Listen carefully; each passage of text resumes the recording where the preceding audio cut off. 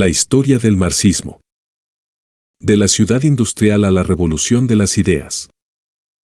Introducción. ¿Qué es el marxismo y por qué no surge de la nada? Cuando se menciona el término marxismo, suele haber reacciones intensas. Para algunos, es. Marx no es un punto de partida, sino una culminación. Karl Marx no fue un pensador solitario que imaginó una utopía en su escritorio. Fue la síntesis más radical de un siglo de transformaciones sociales, urbanas, filosóficas y económicas. Antes de Marx ya existían proletarios sin derechos, barrios miserables en ciudades industriales, pensadores que soñaban con otras formas de organización social, explosiones de rabia popular contra el sistema. Marx no creó el malestar. Lo observó, lo analizó y lo convirtió en teoría estructurada con vocación revolucionaria. La ciudad industrial, el verdadero origen. La clave para entender el marxismo es la ciudad industrial. Es en ella donde nace el proletariado moderno, donde se concentran las nuevas relaciones de producción, donde aparecen los contrastes brutales entre riqueza y miseria, donde se experimenta la alienación del trabajador, reducido a fuerza de producción. Sin ciudad industrial no hay clases modernas. La pregunta que lo inicia todo. El marxismo responde, ante todo, a una pregunta. ¿Por qué quienes producen la riqueza del mundo viven en la miseria? La Iglesia había dado respuestas espirituales. El liberalismo, respuestas J. Un sistema total. El marxismo no es solo una propuesta económica. Es una teoría de la historia, materialismo histórico, una teoría del trabajo y el valor, materialismo dialéctico, una crítica a la ideología, al derecho, a la religión, una propuesta de acción política, la revolución proletaria, y también, con el tiempo, una doctrina estatal y un sistema de poder. Objetivo de esta conferencia. Este recorrido no se centrará solo en Marx y Engels. Antes de ellos hubo la evolución de la ciudad moderna, el surgimiento del obrero como sujeto político, las respuestas, fracasos y tensiones que llevaron a la teoría revolucionaria. Porque Marx no nace de la nada. Marx es la respuesta más aguda a una pregunta que ya quemaba en Europa. La revolución industrial y la nueva ciudad. Para entender el marxismo, debemos situarnos en el contexto que lo engendró, la revolución industrial. No fue solo un cambio tecnológico, sino una revolución total en la forma de vivir, producir y habitar el mundo. Y su escenario principal fue la ciudad industrial, que transformó radicalmente las condiciones humanas. Del campo a la fábrica, el nuevo sistema.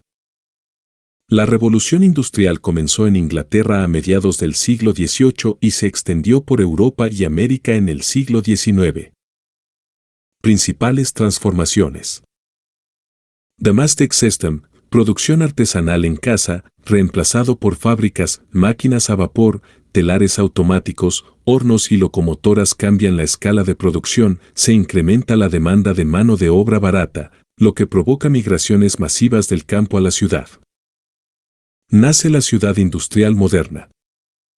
Ciudades como Manchester, Birmingham y Liverpool se transforman en centros de producción textil y metalúrgica, núcleos de acumulación capitalista, espacios de desigualdad brutal. Estas ciudades no fueron planeadas, sino crecieron de manera caótica al ritmo de las fábricas. En ella. 1. La burguesía industrial, dueños de fábricas y capital. 2. El proletariado urbano, obreros asalariados sin propiedad. La muerte de la ciudad antigua. La ciudad medieval, con su estructura gremial, sus murallas y su vida comunitaria, desapareció. Se rompen las redes de apoyo tradicionales, se disuelve la moral eclesiástica como estructura social dominante, el trabajo deja de ser un arte o vocación y se convierte en mera subsistencia asalariada. La ciudad industrial no es solo un lugar, es una experiencia existencial de alienación, explotación y velocidad. La lógica del capital. En la nueva ciudad. Todo se mide por tiempo, productividad y rentabilidad. El trabajador vende su fuerza de trabajo, no su creatividad ni su identidad. El espacio urbano se organiza según las necesidades del capital, fábricas, barrios obreros, estaciones, puertos, cloacas o su ausencia. Esto no escapa a Marx, que más tarde escribirá: la ciudad capitalista es el gran cementerio de la humanidad viva. Una transformación sin precedentes. Nunca antes tantos seres humanos vivieron tan juntos y tan aislados a la vez, nunca antes la riqueza creció tanto y fue tan mal repartida. Nunca antes el poder económico reemplazó tan rápido a toda forma de autoridad tradicional. Es en este mundo que nacen las preguntas, las rabias, los miedos y las ideas que darán lugar al socialismo y al marxismo. Conclusión del bloque. La revolución industrial creó riqueza, progreso y crecimiento, pero también hacinamiento, enfermedad, alienación y violencia estructural. La insalubridad, el hacinamiento y el primer malestar social. La revolución industrial no solo cambió la forma de producir bienes. También alteró las condiciones básicas de la existencia humana. El CRE. Condiciones de vida inhumanas. Los nuevos barrios obreros eran asentamientos improvisados, levantados rápidamente por especuladores para alojar a miles de personas. Características principales. Viviendas sin ventilación, sin agua potable y sin alcantarillado, calles embarradas, con basura, aguas negras y animales muertos, familias hacinadas, 8 a 10 personas en una sola habitación. Trabajo infantil y jornadas laborales de 12 a 16 horas, altos índices de tuberculosis, cólera, tifus y alcoholismo. ¿Por qué no intervenía el Estado? En esa época predominaba la doctrina del laissez-faire. El mercado se regula solo. El Estado no debe interferir. Esto significaba que la propiedad privada era sagrada, la intervención pública era vista como peligrosa y antinatural, la vida obrera quedaba completamente expuesta a la lógica del capital. El despertar del malestar obrero. Frente a estas condiciones, comienza a desarrollarse un nuevo tipo de conciencia. No solo sufrimiento, sino indignación organizada, no solo protesta moral, sino reclamo estructural. Nace la idea de que el sufrimiento del obrero no es culpa del destino, sino del sistema. Este malestar ya no era solo físico, sino político, ético, colectivo. Era el papel de los observadores sociales. Pensadores, médicos y reformadores comenzaron a documentar la realidad obrera. La situación de la clase obrera en Inglaterra, un retrato brutal de la miseria urbana, que más tarde influiría profundamente en Karl Marx. Engels afirmaba: Manchester no es una ciudad. Es un campo de exterminio lento. Progreso y contradicción. Lo más paradójico de este proceso fue que la miseria aumentaba al mismo tiempo que crecía la riqueza total. Los productos eran más baratos. Las industrias, más rentables. El comercio, más ágil. Y, sin embargo, millones vivían peor que nunca. Conclusión del bloque. El malestar no nació de la pobreza en sí, sino de la contradicción entre el progreso visible y la exclusión sistemática. El obrero ve la riqueza que produce, pero no puede acceder a ella. Y ahí, lentamente, nace la pregunta que dará origen al marxismo. ¿Quién produce el valor? ¿Y quién se lo queda? Primeras respuestas radicales, ludismo y destrucción de máquinas. Antes de que surgieran doctrinas estructuradas como el socialismo científico, las primeras respuestas del proletariado fueron espontáneas, emocionales y desesperadas. ¿Qué fue el ludismo? El ludismo fue un movimiento de artesanos y obreros ingleses que, entre 1811 y 1816, comenzaron a atacar fábricas, destruir telares mecánicos y quemar maquinaria industrial. Se organizaban en la clandestinidad, actuaban de noche, firmaban sus amenazas con el nombre ficticio de Ned Ludd, supuestamente un joven que había roto un telar. ¿Por qué destruían las máquinas? El telar no era solo un artefacto. Representaba la pérdida del trabajo calificado artesanal, la reducción de salarios, la despersonalización del trabajo, el poder creciente de los capitalistas y la debilidad del obrero. En otras palabras, las máquinas eran vistas como enemigas de la dignidad humana. Represión y fracaso. El gobierno británico reaccionó con extrema dureza. Tropas armadas protegieron fábricas, se aplicaron penas de muerte y deportaciones a colonias, el movimiento fue sofocado, pero dejó una marca imborrable en la historia obrera. El legado del ludismo. El ludismo no fue un programa político ni una ideología coherente, pero sí una señal clara de que el malestar social tenía un potencial explosivo. El primer grito colectivo del proletariado contra el nuevo orden industrial, una advertencia de que el progreso técnico no era automáticamente progreso humano. Marx y Engels, aunque críticos del ludismo como solución, reconocieron su valor histórico como síntoma de una lucha incipiente de clases. Una lección para el presente. El ludismo también resuena hoy.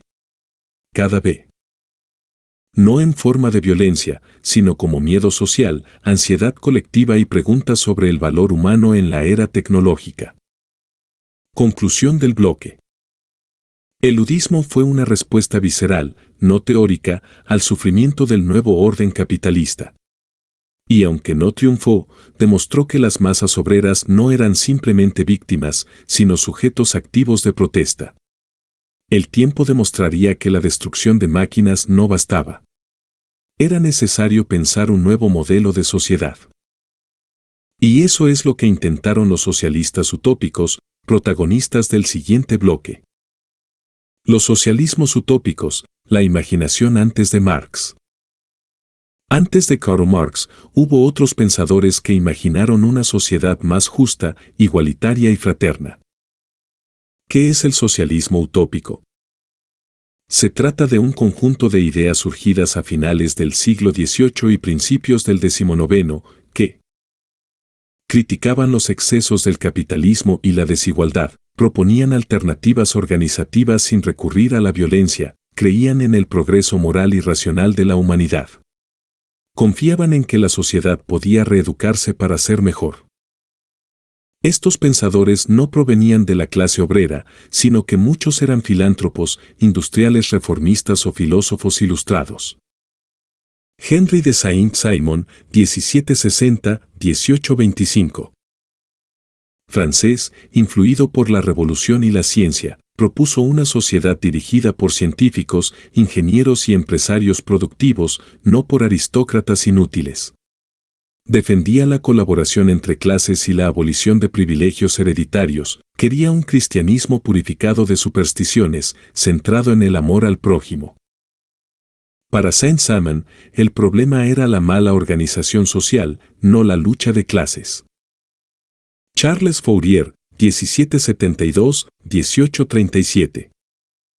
Francés, excéntrico, visionario, propuso comunidades autosuficientes llamadas falansterios, donde cada persona ejerciera su vocación natural, imaginó un mundo sin represión sexual, sin ejército, sin clases. Creía que la pasión humana debía ser canalizada, no reprimida. Fue admirado incluso por feministas y psicoanalistas posteriores. Robert Owen, 1771-1858. Industrial británico que puso en práctica sus ideas en su fábrica de New Lanark, Escocia, redujo jornada laboral, eliminó el trabajo infantil, construyó viviendas dignas y escuelas. Más tarde fundó comunidades cooperativas en Estados Unidos, como New Harmony, aunque fracasaron, fue precursor del sindicalismo y uno de los primeros en hablar de responsabilidad empresarial. Su socialismo era moral, paternalista y reformista. Ideas comunes de los utópicos. Fe en el ser humano, crítica al egoísmo burgués, defensa de la educación y la planificación racional, rechazo a la lucha violenta. Visión armónica, casi religiosa, de la sociedad futura. La crítica de Marx. Karl Marx y Friedrich Engels reconocieron la inspiración de estos autores, pero también los criticaron por su falta de análisis estructural del sistema capitalista, su desconexión del movimiento obrero real, su incapacidad para comprender la centralidad del conflicto de clases. En el Manifiesto Comunista, los llamarían soñadores bien intencionados que pretendían imponer su modelo ideal desde arriba, sin comprender las leyes reales del desarrollo social. Conclusión del bloque. Los socialistas utópicos no fundaron partidos ni tomaron el poder. Reformismo pragmático, Arwen Chadwick y la revolución sanitaria. Mientras algunos soñaban con utopías y otros hablaban de revolución, hubo quienes apostaron por una vía distinta, la reforma pragmática y administrativa del sistema existente. Y, paradójicamente, su éxito frenó el avance del marxismo en Inglaterra. ¿Quién fue Arwen Chadwick? Discípulo del filósofo utilitarista Jeremy Bentham, no era socialista ni filántropo, sino un administrador convencido de que el bienestar público debía ser eficiente y medible. Creía que mejorar las condiciones materiales de vida reducirá el malestar social, sin necesidad de revolución. El problema sanitario del siglo XIX. Como vimos en bloques anteriores, las ciudades industriales estaban colapsadas por el hacinamiento, las aguas contaminadas y las epidemias. La enfermedad no distinguía entre clases. Incluso los barrios ricos eran afectados. Cólera, fiebre tifoidea, tuberculosis. Esto generó una conciencia creciente de que el problema ya no era solo moral o económico, sino sanitario. El informe Chadwick 1842. Su obra más influyente fue el informe sobre las condiciones sanitarias de la población obrera. Principales conclusiones. La insalubridad no era natural, sino resultado de mala gestión urbana. Las enfermedades podían prevenirse mejorando el sistema de aguas, drenaje y ventilación. La pobreza era más cara para el Estado que la prevención. La reforma sanitaria era una inversión, no un gasto. Reforma concreta, el alcantarillado moderno. Gracias al informe, el Parlamento británico aprobó leyes que permitieron construcción de redes de alcantarillado, acceso a agua potable, supervisión de edificaciones y barrios obreros. Esto no eliminó la pobreza, pero redujo drásticamente la mortalidad. El cólera fue contenido. Un cortafuegos contra la revolución. El impacto de Chadwick fue tan grande que algunos historiadores afirman que evitó una revolución socialista en Inglaterra. Mientras en Alemania crecía el marxismo, en Inglaterra, las mejoras sanitarias, laborales y políticas canalizaron el malestar hacia reformas, no hacia rupturas. Lecciones del reformismo pragmático. No toda transformación social requiere revolución, a veces, un informe técnico cambia más que un manifiesto político. Las condiciones materiales pueden calmar las tensiones ideológicas, la técnica y la política pueden ser aliadas del cambio social. Conclusión del bloque. Edwin Chadwick no escribió tratados filosóficos ni habló de lucha de clases. Pero su acción. Las bases ideológicas del marxismo, Blanqui, Proudhon y el anarquismo. Antes de que Karl Marx sistematizara el socialismo científico, diversas corrientes radicales ya agitaban Europa con ideas incendiarias. Entre ellas, el anarquismo y el socialismo insurreccional ofrecieron una crítica feroz al Estado, al capitalismo y a toda forma de autoridad. Muchos de estos pensadores influirían, por afinidad o por contraste, en la formulación del marxismo. Louis Auguste Blanqui, 1805-1881. Revolucionario francés, encarcelado la mayor parte de su vida, creía que la revolución debía ser llevada a cabo por una élite conspirativa decidida, no por masas espontáneas. Defendía una dictadura temporal del pueblo armado para aplastar a la burguesía. Blanquismo igual a insurrección organizada más poder revolucionario concentrado. Aunque Marx criticó su método, tomó de Blanqui la idea de que la transformación requiere poder real, no solo ideas. Pierre-Joseph Proudhon, 1809-1865. Primer pensador en autodenominarse anarquista, autor de la frase célebre, rechazaba el Estado, el capitalismo y el comunismo autoritario, defendía la autogestión, los bancos populares, el mutualismo y la federación de comunas. Proudhon proponía una sociedad sin amos ni esclavos, sin patrones ni burócratas. Marx vs. Proudhon. Aunque al principio se respetaban, Marx terminó rompiendo públicamente con Proudhon en su obra La miseria de la filosofía 1847. Diferencias clave. Tema Marx Proudhon: propiedad, abolición mediante revolución, transformación gradual y cooperativa, Estado, dictadura del proletariado, temporal. Abolición total del Estado, se el hace obrera, sujeto histórico central, desconfianza en toda forma de poder, todo análisis estructural y dialéctico, reformismo social y ético. El anarquismo como alternativa radical. El anarquismo de Proudhon sentó las bases para movimientos posteriores. Bakunin, que llevó el anarquismo a niveles aún más confrontativos, Kropotkin, que defendió la cooperación como principio natural.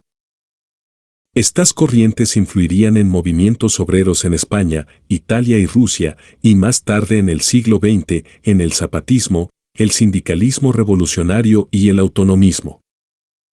Lo que Marx toma y lo que deja. De Blanqui. La importancia del poder real, la necesidad de una fase de dominación revolucionaria. De Proudhon.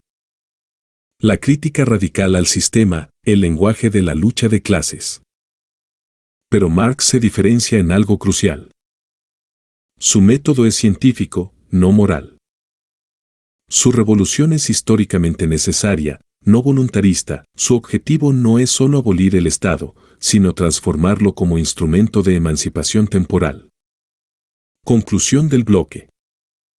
Antes de Marx, el terreno ya estaba preparado. Ideas radicales, insurrecciones fallidas, críticas agudas al poder, la propiedad y la autoridad.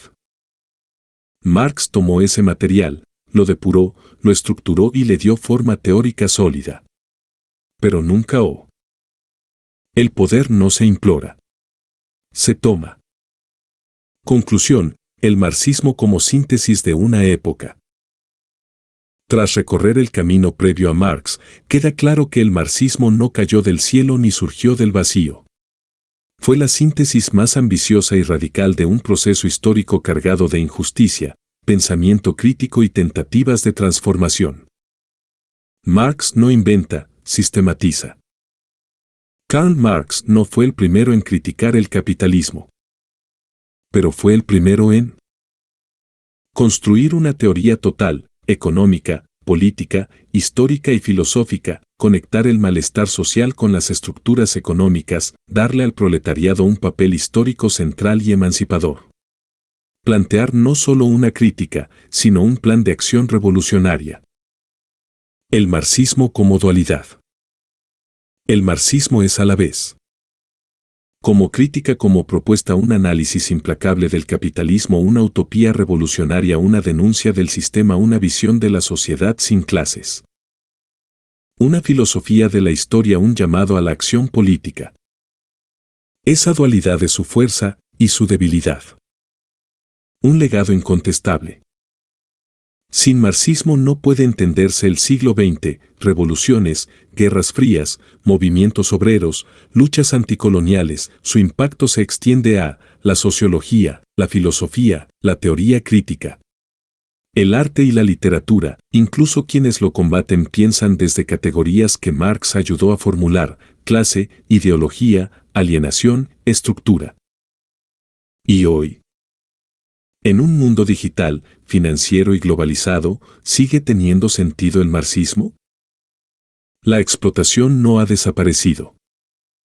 Call centers en Bangladesh, repartidores con aplicaciones, renta básica frente al desempleo tecnológico, plataformas que extraen datos como plusvalía digital. El malestar sigue. La pregunta sigue.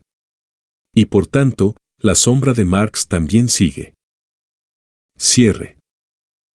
Esta conferencia no ha pretendido canonizar ni demonizar el marxismo. Ha buscado entenderlo en su contexto, como resultado y reacción a un mundo injusto. Y si algo queda claro es que el marxismo es, ante todo, una idea poderosa. Una idea que dice: el mundo no solo debe ser interpretado, también debe ser transformado. Karl Marx.